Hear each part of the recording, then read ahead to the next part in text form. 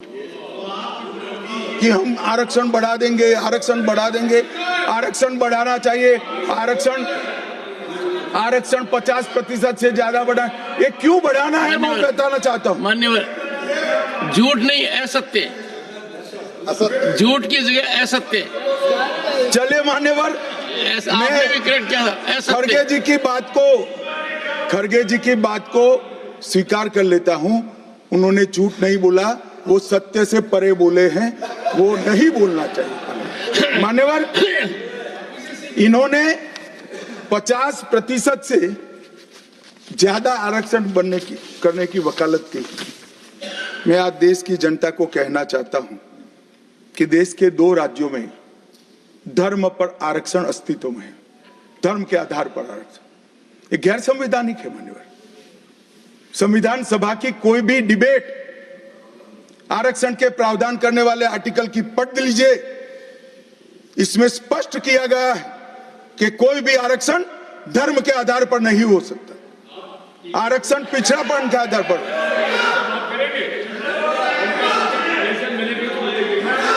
मान्यवर, मगर दोनों राज्यों में जब कांग्रेस की सरकार थी तब धर्म के आधार पर आरक्षण दिया। अब क्या हुआ है, सुप्रीम कोर्ट में रुक जाता है क्योंकि 50% की सीमा है।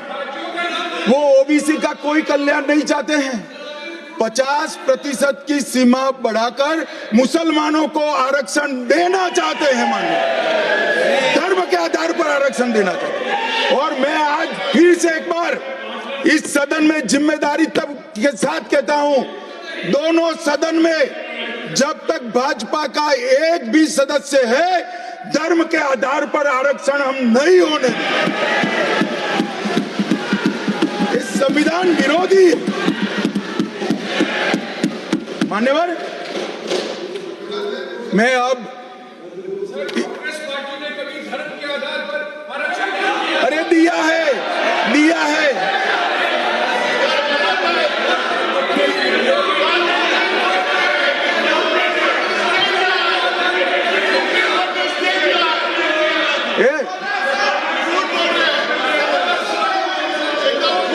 मान्यवर, इससे तो ये बच जाएंगे, मगर मैं रिकॉर्ड पर से कुछ कोट अनकोट कहना चाहता हूं जो संविधान सभा की चर्चा का रिकॉर्ड है। जवाहरलाल नेहरू जी ने कहा, मैं ये देखकर सचमुच आश्चर्यचकित हूं कि नियुक्ति में आरक्षण के सिद्धांत को कितनी देर तक ले जा रहा है, मतलब कितना बढ़ा रहे हैं। मुझे नहीं लगता कि ये बिल्कुल अच्छा है। ऐसा लगता है कि मुदलियार और ब्राह्मणों के सिवा लगभग सभी जातियों को पिछड़ा वर्ग में शामिल कर देंगे। मान्यवर, सरकारी सेवाओं में आरक्षण के लिए इनके विचार थे। मैं इस बात से चिंतित हूं कि सरकारी सेवाओं में नियुक्ति के लिए जिस तरह से बहुत सारी जातियां और समूहों के आरक्षण के प्रस्ताव आते हैं, यह बहुत बुरी प्रवृत्ति है। इससे सरकारी कामकाज और आम तौर पर विकास और सार्वजनिक जीवन में गिरावट आएगी। मान्यवर, ये इनके विचार है, आज तक नहीं बदले, यही विचार है। मगर अभी जोर से बोलना, एक शब्द का प्रयोग मैं नहीं कर सकता, आगे गलती हो गई थी। मान्यवर, हमारे संविधान के directive of principle of state policies भाग 4 के अनुच्छेद 44 में एक एंट्री है जो कॉमन सिविल कोड की यूसीसी की बात करती है। क्योंकि हमारे संविधान का फैब्रिक पंथ निरपेक्ष, हर जाति, हर धर्म, हर समुदाय के लोगों के लिए समान कानून होना चाहिए, इसका हमारा संविधान पक्षधर है। मान्यवर, ये यूसीसी क्यों नहीं आया? यूसीसी इसलिए नहीं आया कि संविधान सभा समाप्त होने के बाद, चुनाव होने के बाद, पहले प्रधानमंत्री जवाहरलाल नेहरू जी मुस्लिम पर्सनल लॉ लेकर आए और यूसीसी नहीं आया। मैं आज कांग्रेस पार्टी को इस सदन में सार्थ पूछना चाहता हूं, क्या पंथ निरपेक्ष राष्ट्र के अंदर सभी धर्मों के लिए एक कानून होना चाहिए या नहीं होना चाहिए, इसकी कांग्रेस पार्टी स्पष्टता करे। क्या आप मुस्लिम पर्सनल लॉ का समर्थन करते हैं? और मान्यवर, इससे बड़ा छलावा नहीं हो सकता। मान्यवर, इससे बड़ा छलावा नहीं हो सकता। इन्होंने हिंदू कोड बिल भी ला दिया। हिंदू कोड बिल उठाकर देख लिए। हम तो नहीं चाहते कि हिंदू न्याय शास्त्र के आधार पर इस देश का कानून बने। अभी के जीवन के मूल्यों के आधार पर कानून बनना चाहिए, मगर हिंदू कोड बिल में एक भी पुरानी हिंदू न्याय व्यवस्था का कोई नामो निशान नहीं है। हिंदुओं को बुरा न लगे इसलिए मुस्लिम पर्सनल लॉ दिया, तो सामान्य कानून को हिंदू कोड बिल बना दिया। मान्यवर, चलो मैं तो कहता हूं कि खड़गे जी और जयराम जी कह रहे हैं कि भाई पर्सनल लॉ का अधिकार मिले तो हमें आपत्ति नहीं है, तो फिर पूरा सरिया लागू करिए। क्रिमिनल में क्यों सरिया निकाल दिए? बताओ भाई, क्या चोरी करे इसके हाथ काट दोगे? कोई इससे जगद्य महिला के साथ अपराध करे तो पत्थर मारकर मार दोगे? देशद्रोही को रोड पर सूली चढ़ाओगे?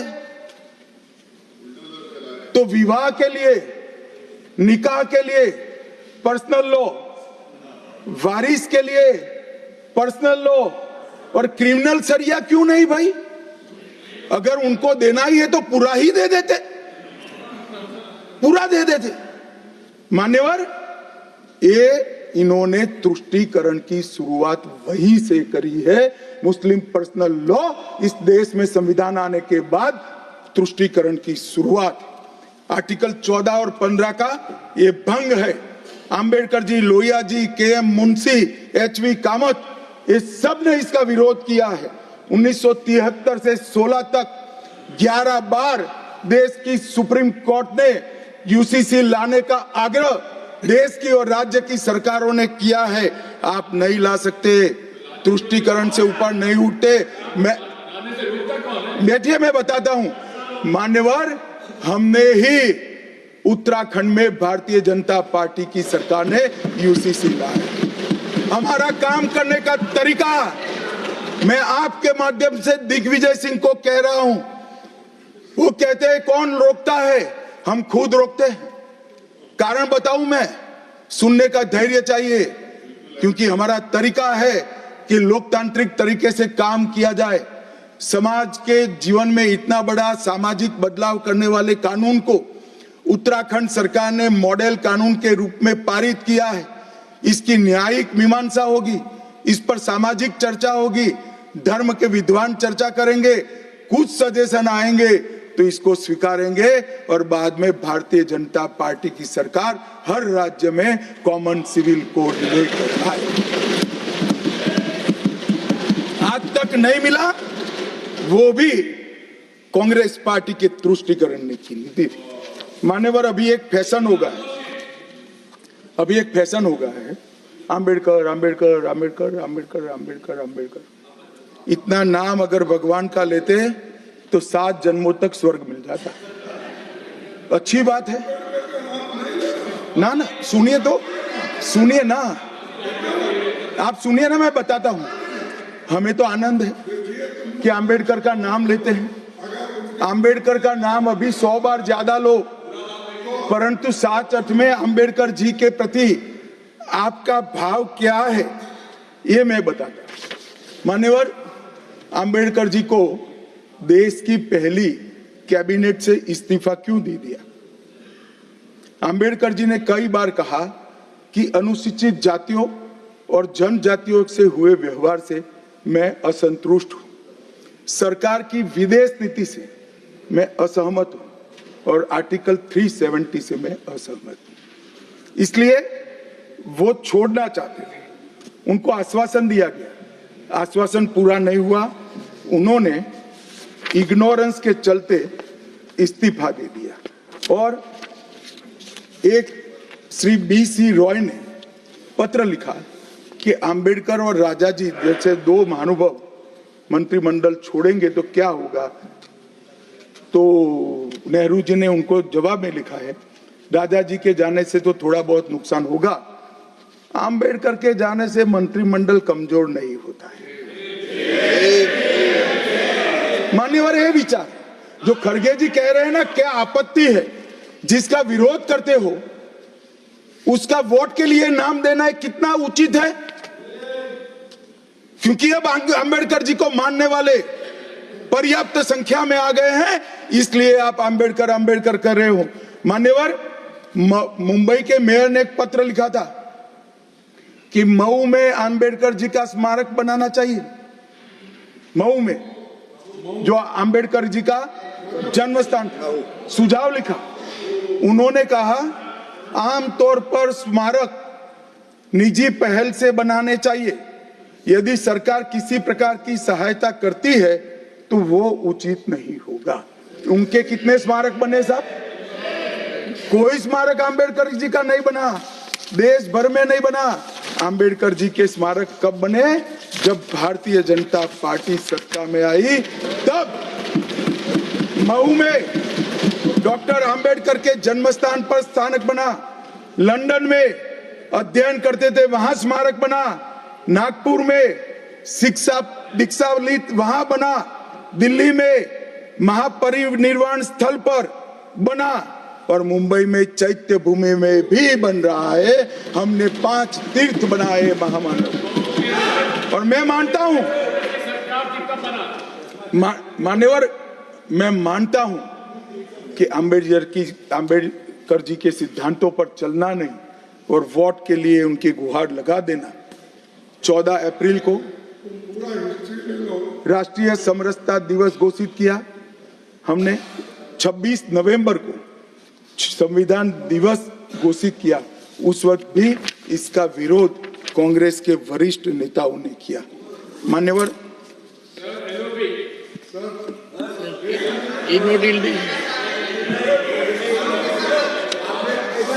मान्यवर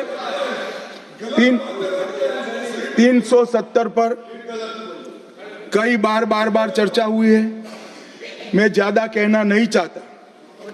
सब जानते हैं कि एक टेम्पररी प्रोविजन को अनौरत संतान की तरह अपनी गोदी में 70 साल तक कांग्रेस ने खिलाने का काम किया, और 370 हटाने के लिए लोहे का जिगर चाहिए। और जब देश के प्रधानमंत्री नरेंद्र मोदी जी 2019 में फिर से प्रधानमंत्री बने, एक ही झटके से इसी सदन में 370 और 35 को समाप्त। इसी सदन में कहते थे खून की नदियां बह जाएगी। खून की नदियां छोड़ो, कंकड़ चलाने की किसी की हिम्मत नहीं है। कंकड़।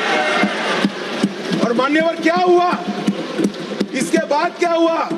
35,000 पंचायत के सदस्य आजादी के बाद पहली बार चुनकर आए। 2 करोड़ 11 लाख एक वर्ष में पर्यटक आए। पत्थरबाजी शून्य हो गई। आतंकवादी घटना 92% कम हो गई। एरिया डोमिनेशन बढ़ा। 33 साल के बाद घाटी में थिएटर में रात्रि का शो चल रहा है। 34 साल के बाद ताजिया का जुलूस निकला। पहाड़ी, गुर्जर, बकरवाल और वाल्मीकि को आरक्षण मिला, और घाटी के हर घर पर हर घर तिरंगा अभियान भी चला। श्रीनगर में फॉर्मूला 4 कार रेसिंग हुई। लाल चौक पर तिरंगा शान से फहरता है, और दुनिया का सबसे ऊंचा रेलवे आर्च ब्रिज आज चिनाब नदी पर बन रहा है। सबसे बड़ी लंबी ट्रांसपोर्टेशन टनल फिर पंजाल में बनी, और निर्यात रैंकिंग में अपना कश्मीर सभी यूटी में नंबर 1 पर निर्यात में आया।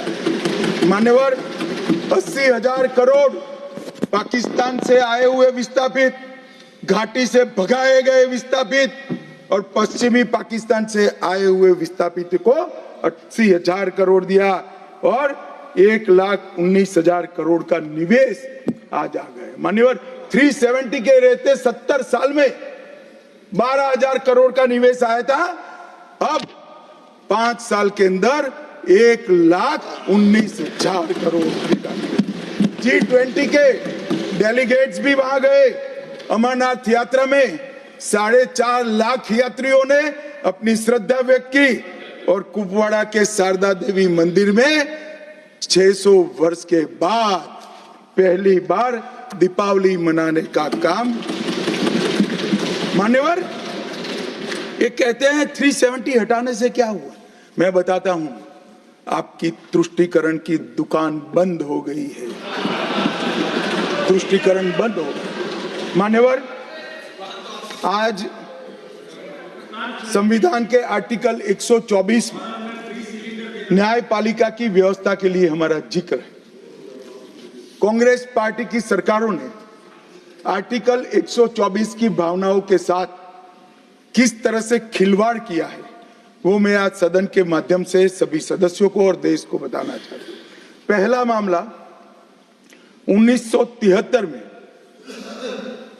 जब संसद और सुप्रीम कोर्ट के बीच में न्यायिक पुनरावलोकन जुडिशियल रिव्यू के लेकर संघर्ष हुआ, तब उसको समाप्त कर देने का काम कांग्रेस पार्टी ने किया और इसके बाद में केशवानंद भारती ने फिर से इसको रिस्टोर किया। फैसले से नाराज होकर, फैसला तो चलो पक्ष में भी आता है, खिलाफ भी आता है, हमारे खिलाफ भी कई फैसले आते हैं, क्या कर सकते, मानना चाहिए, हमारी संवैधानिक व्यवस्था है, आर्टिकल 124 कहता है। परंतु कांग्रेस ने क्या किया, 3 वरिष्ठ न्यायाधीश जस्टिस JM सेलत, KS हेगड़े और AN ग्रोवर, तीनों को प्रमोशन से महरूम कर सजा देकर चौथे न्यायाधीश को प्रमोशन देने का काम करा, जिसके कारण ये 3 सज्जनों ने अपना अपमान महसूस करते हुए संविधान की सुरक्षा के लिए इस्तीफा देकर घर पे जाना पसंद किया। ये किया है मैंने। दूसरा मामला 76 में ADM जबलपुर बनाम शिवकांत शुक्ला,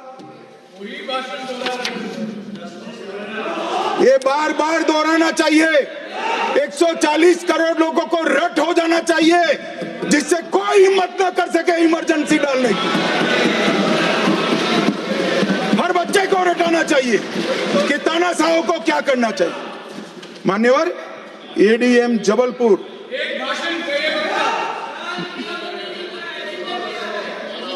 मान्यवर ADM जबलपुर जस्टिस खन्ना बेचारे 3 विरुद्ध 1 लघुमती फैसला दिया। क्या हुआ, वो कभी भी चीफ जस्टिस नहीं बन पाए। मान्यवर, उनको रिटायर्ड हो जाना। ADM जबलपुर। और उसके बाद में तीसरा मामला कॉलेजियन प्रणाली को एक साथ इन्होंने 18 उच्च न्यायालय के न्यायाधीशों का ट्रांसफर कर दिया, जिसमें 4 मुख्य न्यायाधीश भी थे। और कारण क्या था मान्यवर, क्यों किया, कोई कदाचार था, कोई भ्रष्टाचार था? ना ना ना ना, ये सभी 18 उच्च न्यायालय के न्यायाधीशों ने प्रत्यक्षीकरण मतलब हेबियस कॉर्पस को एंटरटेन किया, जो उनका संवैधानिक अधिकार है। इमरजेंसी में कैसे हेबियस को आप एंटरटेन कर सकते हो, इस मुद्दे पर उन्होंने इसको आगे कर दिया। मान्यवर, आर्टिकल 34, 14 और 21 इसकी सेंस को निकाले तो हर व्यक्ति को समानता से जीने का अधिकार है। हम कम्युनिस्ट सोच से बना हमारा संविधान नहीं है। सब समझते हैं कि व्यक्ति की माली हालत, इसका भाग्य परिश्रम और बुद्धिमत्ता के आधार पर तय होती है। हर व्यक्ति एक समान माली हालत में नहीं रह सकता, मगर आर्टिकल 14 और 21 का मतलब इतना तो जरूर निकलता है कि इनको बेसिक सुविधाएं मिल जाए, घर मिले, बिजली मिले, पानी मिले, खाना मिले, इलाज मिले, शिक्षा मिले। 75 साल तक इस देश की जनता को गरीबी हटाओ का नारा देने वाले कांग्रेस पार्टी गरीब रखे। और मान्यवर, 10 साल में नरेंद्र मोदी जी ने 9.6 करोड़ गरीब महिलाओं को उज्ज्वला का कनेक्शन देकर उनके घर में गैस पहुंचा। 12 करोड़ गरीबों के घर में शौचालय पहुंचे, शुद्ध पीने का पानी 12.65 लाख करोड़ घरों में पहुंचा। 18,000 गांवों में बिजली पहुंची। 14.5 करोड़ किसानों के खाते में 2.40 लाख करोड़ रुपया सीधा डीबीटी से पूरा ट्रांसफर हुआ। 36 करोड़ आयुष्मान भारत के कार्ड बने और 8.19 करोड़ दर्दियों ने उससे मुफ्त में अपना इलाज कराया है। और मान्यवर, अब 70 साल से अधिक कोई भी आय वर्ग का व्यक्ति हो, इसको 5 लाख तक का इलाज मोदी सरकार ने, प्रधानमंत्री ने फ्री कर दिया। 36 राज्यों में 80 करोड़ लोगों को one nation one ration card दिया। 5 किलो अनाज मुफ्त दिया। 25 लाख करोड़ रुपए की राशि सीधी बैंक खातों में डीबीटी के माध्यम से गई है। 11,000 करोड़ रुपया 1 करोड़ लाभार्थी को, रेहड़ी पटरी वालों को दिया। और सबसे बड़ी बात, 2 करोड़ लखपति दीदी बनाने का काम नरेंद्र मोदी। और मान्यवर, विश्वकर्माओं के लिए भी काम कर। अभी मान्यवर, ये बात मैं बहुत संवेदनशील होकर के आप सदन के सामने रखता हूं। लोकसभा में चर्चा हो रही थी। कांग्रेस पार्टी के एक वरिष्ठ सदस्य ने कहा, सावरकर के लिए जो उन्होंने उद्गार निकाले मैं तो रिपीट नहीं कर सकता। मान्यवर, सावरकर जी के सामने जो वीर लगा है ना, वो कोई सरकार, कोई पॉलिटिकल पार्टी की चुनी हुई सरकार ने नहीं दिया है। इसके सामने वीर, उनकी वीरता के कारण 140 करोड़ लोगों ने। मान्यवर, ऐसा उत्कृष्ट देशभक्त जिसके लिए ऐसे उच्चारण देश की सबसे बड़ी पंचायत में होते हैं, इसके बारे में कोई जानकारी लिए बगैर लगातार कई सालों से झूठ फैलाया जाता है। मैं आज रिकॉर्ड पर कहना चाहता हूं मान्यवर,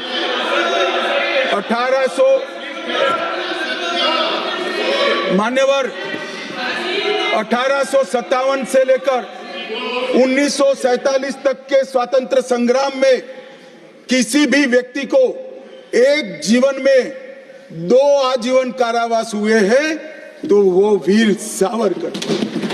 मध्य दरिये में देश को आजादी दिलाने के लिए टॉयलेट तोड़कर दरिया में छलांग लगाने का साहस किसे में था तो वीर सावरकर। एक ही जेल में 2 भाई काला पानी की सजा काट रहे थे। 10 साल तक भाई एक दूसरे को देखे नहीं। ऐसा वीर परिवार पूरे देश में दूसरा नहीं। मान्यवर, आज सावरकर जी की एक उक्ति में यहां पर कहना चाहता हूं। उनका एक मराठी में वाक्य है, तुझ साठी मरण ते जनन, तुझ बिन जनन ते मरण। इसके आगे है, हे मातृभूमि, तेरे लिए मरण मृत्यु ही जीवन है और तेरे बिना जीवन मेरे लिए मृत्यु से भी कठिन। ये देशभक्ति के वाक्य जिस व्यक्ति के मुंह से निकले, इसके लिए इस प्रकार की सदन में चर्चा करते हैं, सार्वजनिक रूप से बोलते हैं और गर्व महसूस करते हैं। क्या देशभक्ति कोई विचारधारा के साथ जुड़ी हो ही सकती है? देश के प्रति बलिदान किसी धर्म के साथ जुड़ा हुआ हो सकता है? किस प्रकार के स्तर पर हम देश के सार्वजनिक जीवन को ले गए हैं मान्यवर, और हमारी तो न माने, हमारी न सुने। सुनिए, आप हमारी न माने, हमारी न सुने, हमको न स्वीकारे, मगर मैं इंदिरा जी के 2 वाक्य कोट करना चाहता हूं। एक, उन्होंने 1966 में सावरकर जी के निधन पर कहा, सावरकर एक महान व्यक्ति थे, उनका नाम साहस और देशभक्ति का पर्याय है। एक महान क्रांतिकारी जिन्होंने अनगिनत लोगों से को प्रेरणा देने का काम किया, इंदिरा गांधी तत्कालीन प्रधानमंत्री। दूसरा, श्री बाखले को पत्र लिखा था कि आपका पत्र मुझे मिला, वीर सावरकर द्वारा ब्रिटिश सरकार के प्रति साहसी प्रतिरोध का हमारे स्वतंत्रता संग्राम के इतिहास में अपना एक महत्वपूर्ण स्थान है। मैं भारत के इस असाधारण पुत्र की जन्म शताब्दी के लिए कोटि कोटि शुभकामनाएं देती हूं प्रधानमंत्री। भाई हमारा तो न सुनो, मगर आप इंदिरा जी का भी नहीं सुनते हो। और मान्यवर, आपके माध्यम से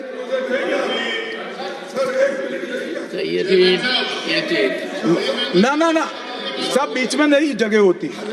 मान्यवर, मेरा आज इस चर्चा के माध्यम से देश भर के अलग अलग पॉलिटिकल पार्टी, अलग अलग विचारधारा, अलग अलग धर्म के लोगों को एक निवेदन है कि देशभक्ति, वीरता, बलिदान और समर्पण को धर्म के साथ, विचारधारा के साथ या पार्टी के साथ मत जोड़िए। जो वीर होता है वो वीर होता है, कोई भी पार्टी में जो होता है। जो देशभक्त होता है वो देशभक्त होता है, कोई भी विचारधारा का होता है। और जो बलिदान देता है वो बलिदान ही देता है, किसी भी धर्म के अंदर जन्म लिया हो। मान्यवर, ये बहुत नीचा विचार है, एक स्तर से नीचा विचार। और मैं चाहता हूं कि आज की चर्चा से देश की जनता इस प्रकार के चीजों का जवाब मांगना शुरू करे। मान्यवर, कांग्रेस पार्टी ने, हमारे संविधान ने 3 चीजों को, हर आर्टिकल का हार्द निकालेंगे तो कहीं ना कहीं इसे और जाएगा।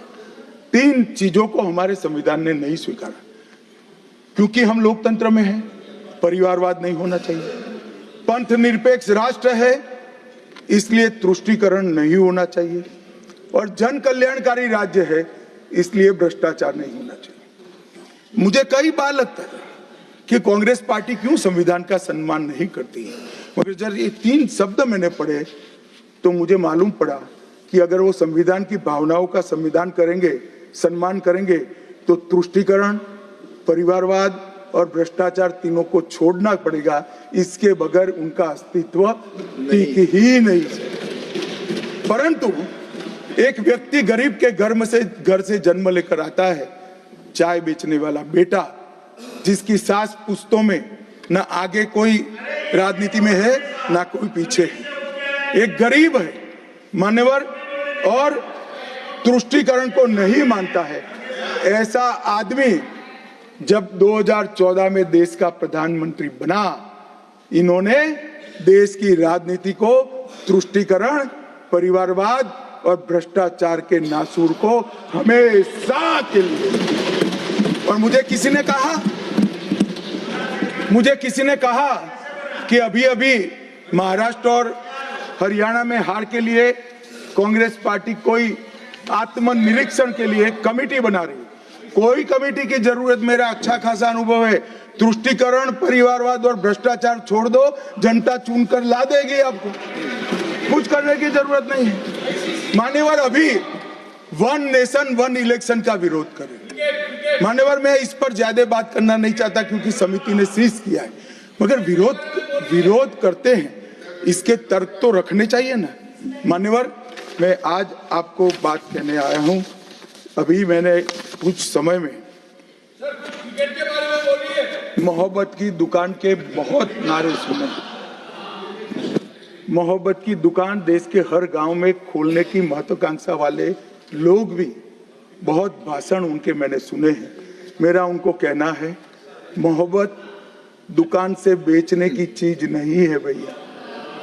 मोहब्बत प्रचार की चीज नहीं है। मोहब्बत दिल में बसाने का जज्बा है, और मोहब्बत दूसरों को महसूस कराने का लम्हा है। अगर इतना समझ जाएंगे तो और कोई तकलीफ नहीं पड़ेगी।